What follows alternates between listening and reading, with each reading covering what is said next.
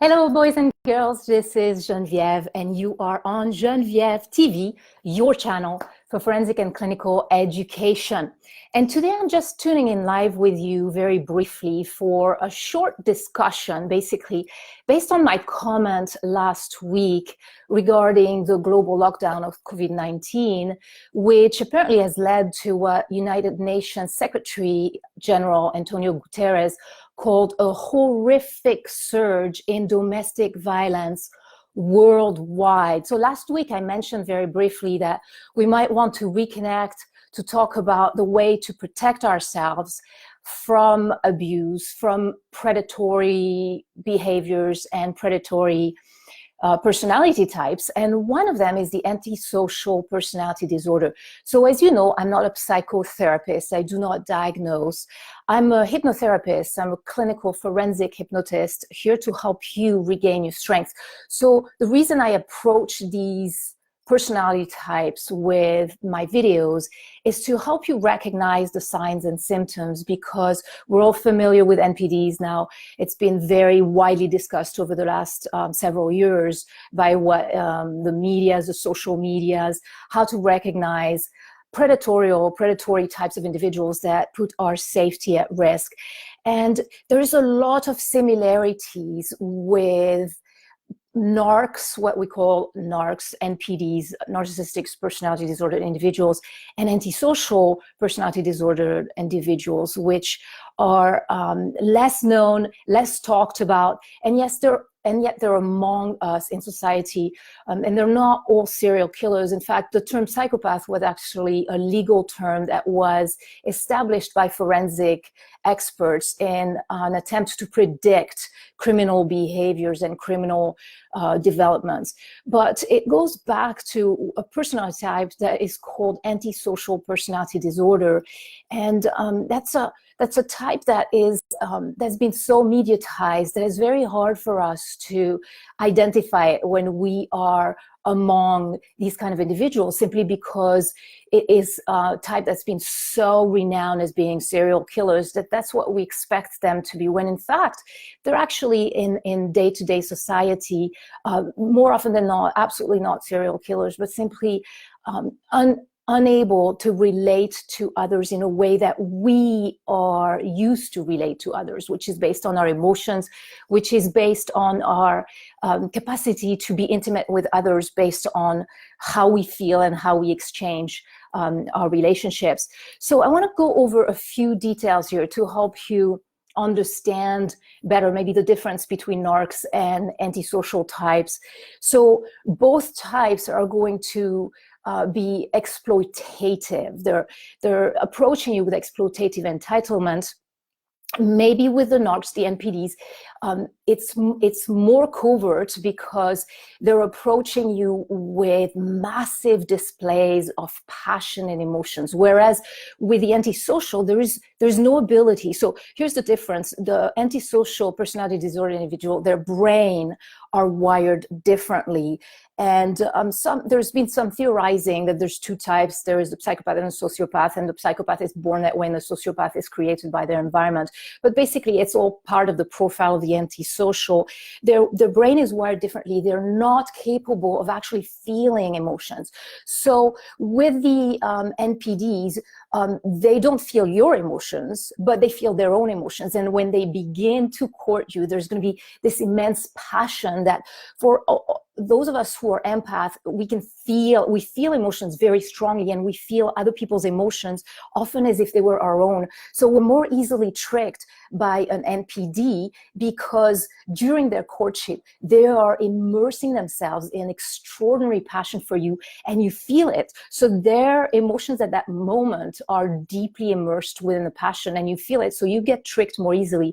When you are courted by an antisocial, there's no emotions coming from them. So they're going to follow exploitative maneuvers, sending you loads of love songs from the 80s or the 60s, and it's so shallow. Basically, there is no emotion behind that you often feel like it's a bit over the top, and there's no depth. So you're actually going to find yourself sometimes laughing, saying, "Is this a joke?" I mean, how can how can somebody be so over the top?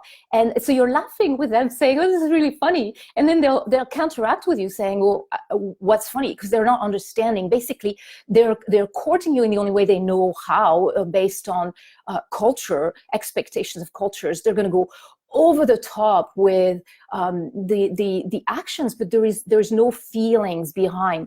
And so that's where you see the difference. Whereas narcs, there's actually a very, very big depth of passion initially. So you actually fall more easily, I would say, for narcs. And correct me if I'm wrong.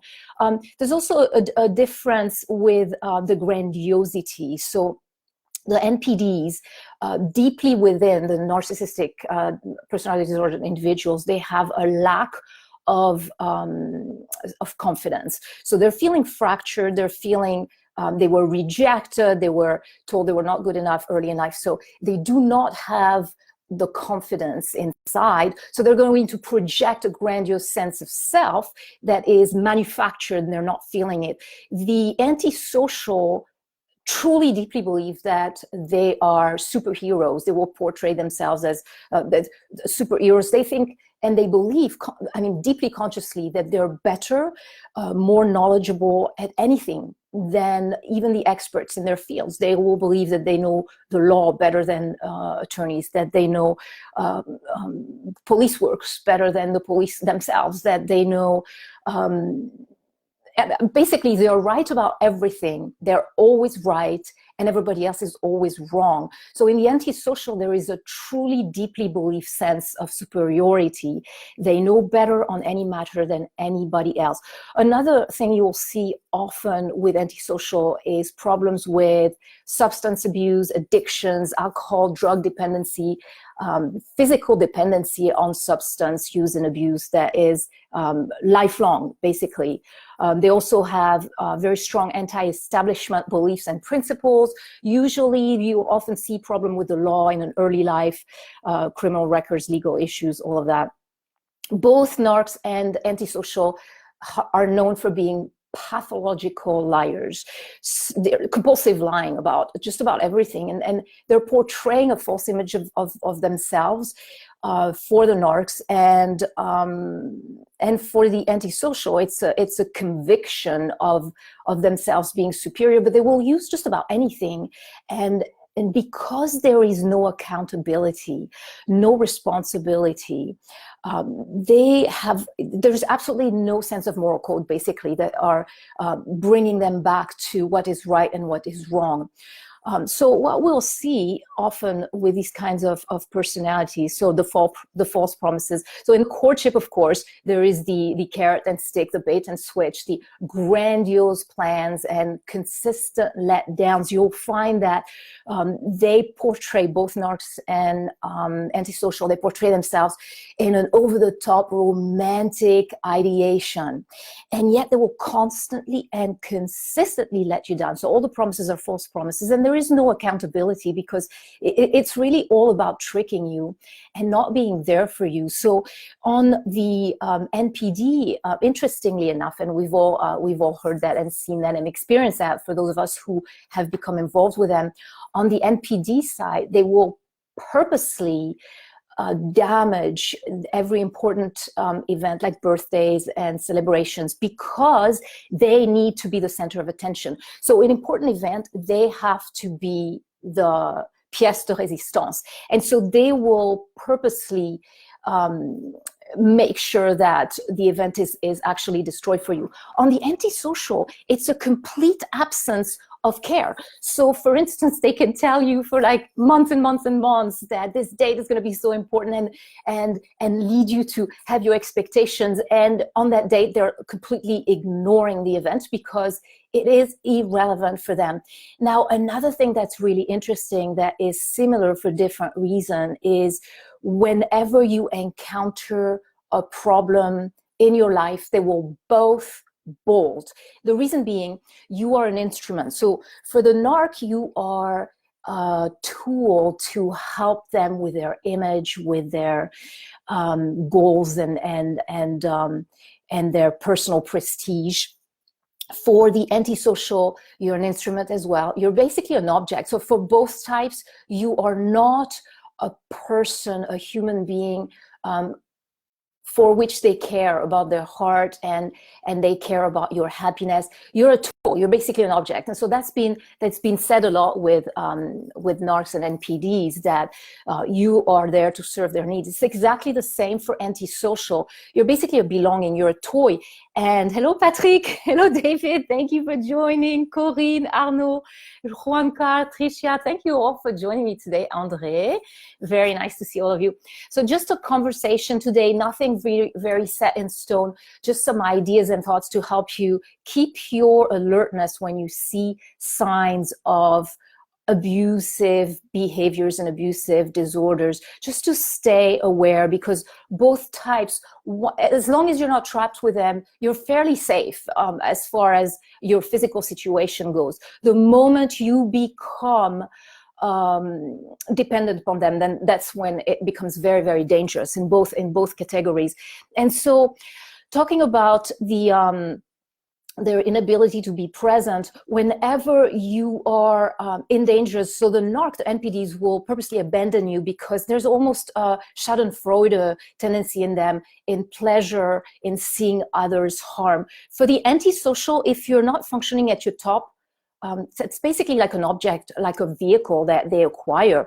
They acquire for a certain reason, and for them, for the antisocial, it's materialistic gain. It's very precise gain to help them with their stability, with their status. So the moment you stumble and fall, they will bolt. And whether it is both types, but whether it is a physical issue, like you can be actually in a life threat, you can be coming out of a surgery and having internal bleeding, and as you've been developing a relationship with them and you've been there for them, because us who are empath and who are interacting with people to build long-term, we're basically rescuers, and we are our mission, our goal, our purpose in life is to be of value and service to others and to be there in times of needs. And in fact, that's a lot of the characteristics that I so adore about the United States in general. The American culture is the heroic sense of duty and responsibility that you see in strangers, that you see in first responders, that you see in people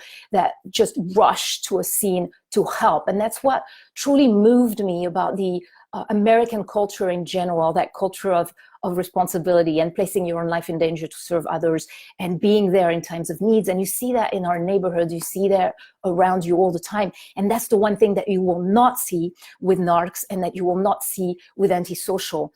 And when you witness this with somebody who has been courting you, so, for months and months and months, leading you to believe that you're the most important part in their lives. And so you are there for them and you hold them up when they fall down, and you push your own needs aside to be there for them. And then you consistently experience the exact opposite in return, is that when you stumble, when you fall, if you have a physical injury, if you have a cramp on the mountain and you fall down as you're training, they will look at you with horrific disgust, because you're a tool, you're an object, you're supposed to be performing and helping them. You're never supposed to be in need of them. When you have a surgery and you find yourself with internal bleeding, they will look at you and attack you. So instead of being there to help you, they actually attack you if you are at any moment vulnerable, and they will bolt. And it's really hard for us to comprehend and process, because it's basically the epitome of betrayal. When you experience that, you don't understand, and it defies your entire comprehension of relationships, of partnerships, of intimate supporting one another. It defies all of that, because we rush in when people are in danger, and it's part of our pride, right? To be there and help others. That's how a lot of time we experience the most pleasure in life, is to be responsive and to be helpful.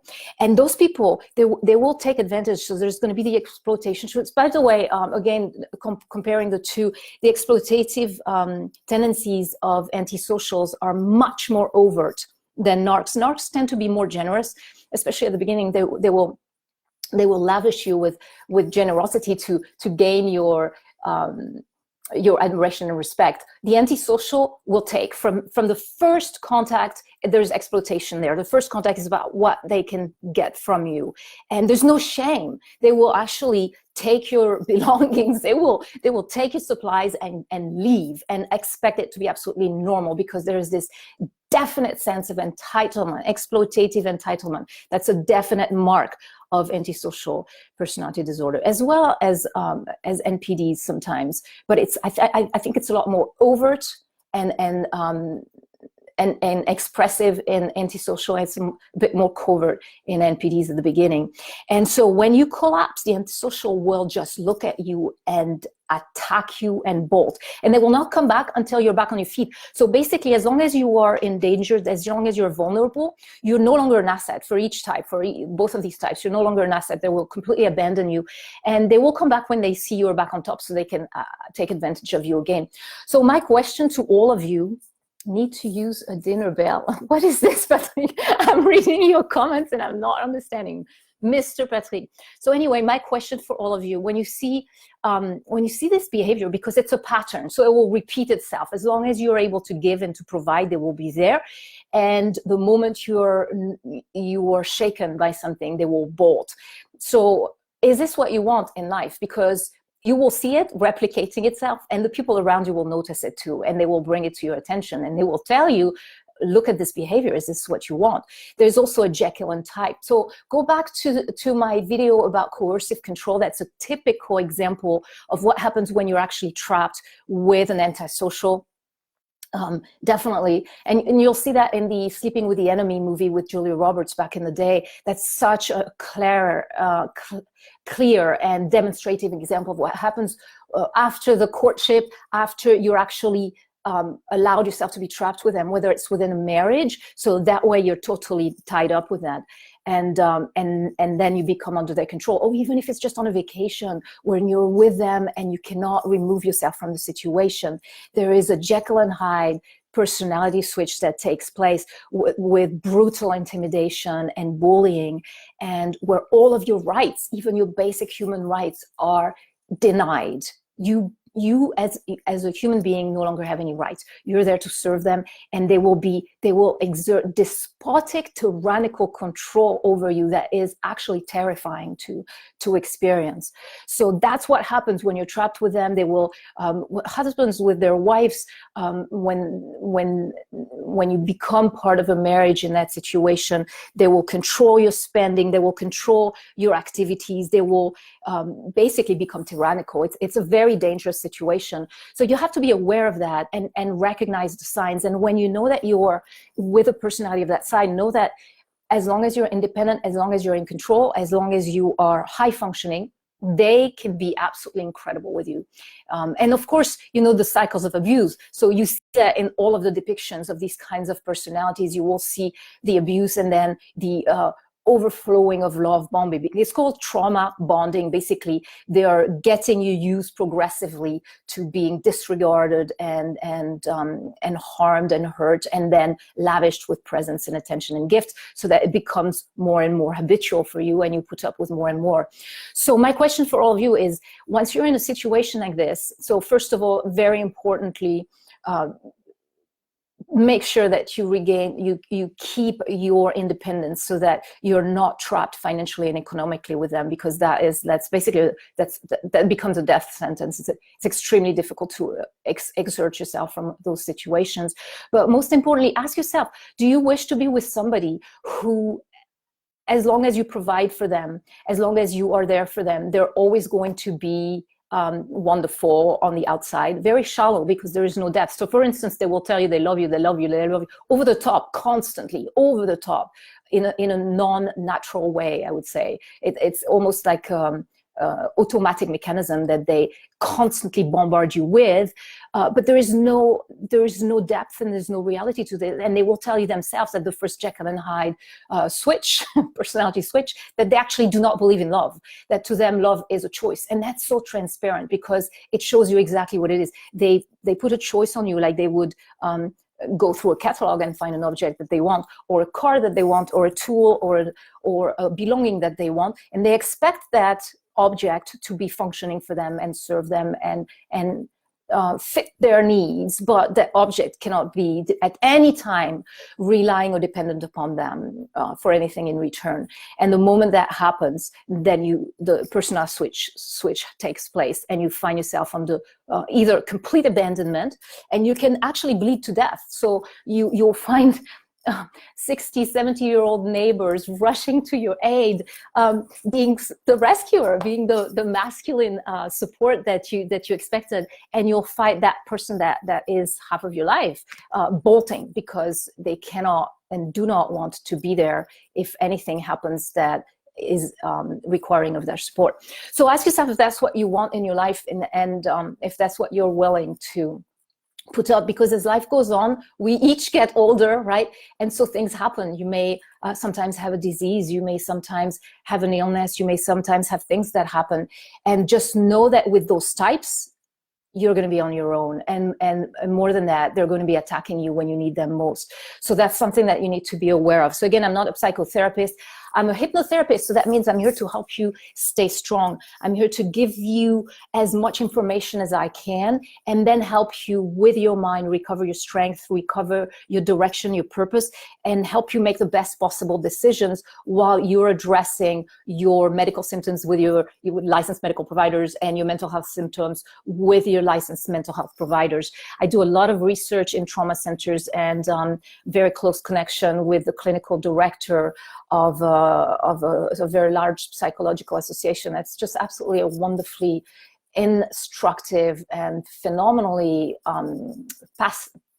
fascinating research development. How about just kick there? Yeah, that sounds just about right, Patrick. So that's about all for today. I just wanted to tune in with all of you, have a little bit of a discussion, let you know that, yes, there is a surge in abuse right now all over the world, because there is a surge in stress, and also because we're in close quarters. So remind all of you that I'm here to assist you. My clinic, my practice has gone completely online, remote sessions. So if you need support, assistance to stay strong and reach that deep state of relaxation that hypnosis is, join me on my website. It's genvievhypnosis.com, and you're able to subscribe there in the middle of the page to get my newsletters and my tips and all of that. And join me on YouTube, and that's youtube.com/GenvièvTV. You will find a red subscribe button, and that gives you access to the library of information that I constantly release online, talking with each of you and helping you share thoughts and ideas, recognize patterns that are dangerous for our safety, and just be aware of them. There's nothing that we need to do specifically, in most cases, more importantly than simply being aware of what's happening and taking the right actions then to rebuild your sense of self, to rebuild your sense of trust. You have a lot to give. You know, when we're empath, we're connected with others in truth, in authenticity. We feel their emotions. We rush when somebody stumbles down to be there. That's beautiful. That's life. That's a true tribe. That's the interconnectedness. That's what we want in the people who surround us, right? Is that I'm here for you, you're here for me, and we back each other up. Not somebody who, when you stumble, is going to stab you in the back and bolt and just disappear, basically. Because that's the epitome of betrayal, and it's so deeply, deeply hurtful that it really drops us. So just be aware of that. It's not, they can't control that, okay? It's part of the way their brain is wired. They're not capable of actually feeling emotions. So all they tell you is their way of interacting with others in order to obtain what they want. But there is no ability for them to actually comprehend what an emotion is. So it's completely pointless to try to convey to an antisocial personality disordered individual what you are going through, because they cannot relate. Their brain, again, they're wired differently from birth, and they're not able to comprehend the emotions of others. The only emotions antisocial usually have is rage, anger, very strong rage. That they can feel very strongly. That's about it. So that is about it for today, you guys. I've done a bit of a long video, just tuning up. So we'll continue having this discussion. Feel free to share your comments and join me on youtube.com/GenvièvTV. The more we are, the more interesting the conversation continues being. And until next week, have a beautiful rest of your weekend, everybody. Ciao, ciao. Stay strong out there.